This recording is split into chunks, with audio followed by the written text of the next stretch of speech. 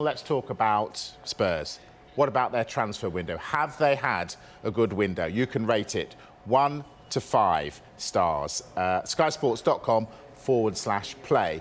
You can declare it open. The poll is open. So let's talk. Let's talk Gareth Bale.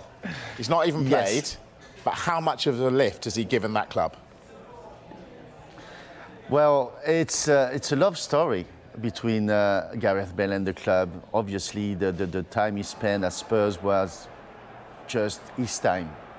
Every time he was on the football pitch, he made the difference by himself. He could drive the ball, he could strike the ball, he could score some amazing goals. He could turn a game in his favour just in a click of his fingers. I mean, it was just a joy to watch for Spurs at the time. Then he left to Real Madrid a little bit too early for me, not prepared to settle in Spain, in a huge club, massive trophies, cupboards. It's a completely different approach.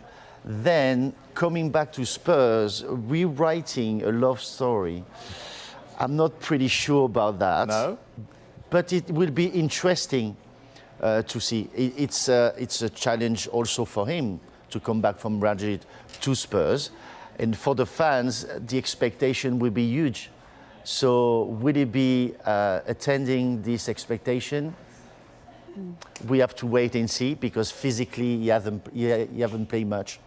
And that's a problem. We were talking about Bale, but the same for Cavani. He hasn't played for 7 months. So playing right now in the Premier League or in Champions League, forget about it. It's a different level. So for Gareth Bale, I think he will have to retrieve his fitness, first of all, to make sure that he will give what the Spurs fan remember from him when he was playing for Spurs. And that's probably his priority, because otherwise people will not understand. We know Gareth Bale what he's capable of doing on the football pitch, and we don't expect less. After the week Spurs have just had with all those goals hitting the net, he's going to struggle to get in, isn't he? Yeah, it will be fun to see what happens. And I think it's the challenge for the player. I mean, obviously, he's looking to play for Wales. He needs game time. You know, he's a big player with big matches and the pressure. I think he's going to thrive off of this. The question mark, like you said, is because he's gone back to Tottenham, he's got that expectation of what he's already done. Can he live up to that? If possibly gone to a different club, then he's setting his own bar. He's got to live up to that, and that's difficult because he was amazing when he was there. But top player, I think it would be definitely. The love story continues. I'm a romantic here. It's a different time. You're right to say this is a different time, but because when he started playing for Spurs, he was at the start of his career. First few seasons, and people, they were just, wow, the game he played in Milan, against Inter Milan, scored 3 goals. It was just like, he took Europe by storm, and he said, well, we discovered a fantastic player.